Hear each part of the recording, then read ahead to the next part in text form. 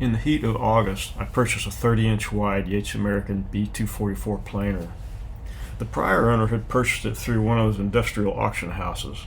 He brought it home and it remained under tarp, outside, and on his trailer for a really long time. I ended up buying it from him after making an initial visit to look it over. I borrowed a truck and rented a trailer to transport it. When I arrived at his place, his tractor couldn't lift the 3,000-pound machine up and over the side rail of the trailer. So he ended up suspending it in position, and I simply backed the trailer underneath it. Once in place and tied down, I made the 5-hour trip home. At home, I assembled a large A-frame that I had previously designed and built in order to hoist the planer onto a large dolly that I had also previously assembled in preparation. Using a 2-ton chain hoist, I was able to lift the planer, remove the cross ties it sat on in the trailer, lay a path of plywood on the deck of the trailer, position the dolly beneath the planer, and then finally lower the planer onto the dolly. I used a chain hoist to ease the planer down the ramp into the garage. Well, now that this Yates B244 is unloaded and under cover, let's take a quick tour of it.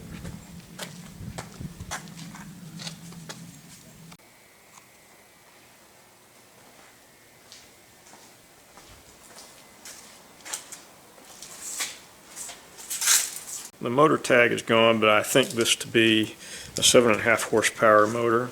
And based on how it was wired to the motor controller, it's wired as 240. I'm surprised such a big motor is wired as 240 instead of 440, 480. Here's the motor controller. So one button is for the feed motor and the other one's for the cutter head motor. This will require quite a bit of rebuilding. Hopefully it won't have to be replaced, but the cover is missing, so I'm not sure what I'll do on the cover. The cutter head is a 4-knife cutter head, and these knives have been ground as far as they can be ground without being replaced, so they will need to be replaced. On my J180, there's a belt that goes from here, the cutter head down, and drives the feed mechanism.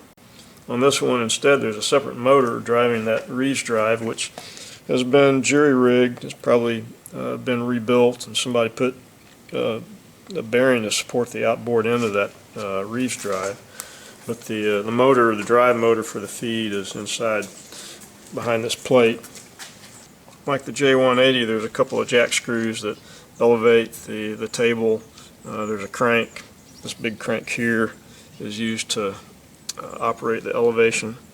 And that's a 30-inch wide planer. Most of the B244s are 24-inch. This is a 30-inch. So that's fairly unusual, maybe a rare machine. It is also a 4-roller drive planer, so all 4 rollers rotate. This chain mechanism here is driven by a shaft going across from the other side. Interesting to note, this came with some hardware, this and that over there, for a sharpening system. However, that was not included with the planer. So some things that I'm worried about in restoring this machine. For starters, the motor starter itself, I'll need to tear that down and see if I can continue to use it. If I can, I'll make a new cover for it. If I can't, then I guess I'll have to find another starter. The second thing I'm worried about is the wiring on the motor. So all these leads are bare, so I'm going to do like I did on the J180 and take the motor apart and see if maybe we can re-insulate those leads. Probably the first thing I'll do is make sure that the motor is working before I do anything else on the machine. The third thing I'm worried about on this is that drive motor that's behind that panel. It's a separate motor. Let's see if I can get some footage of it here. It's a separate motor.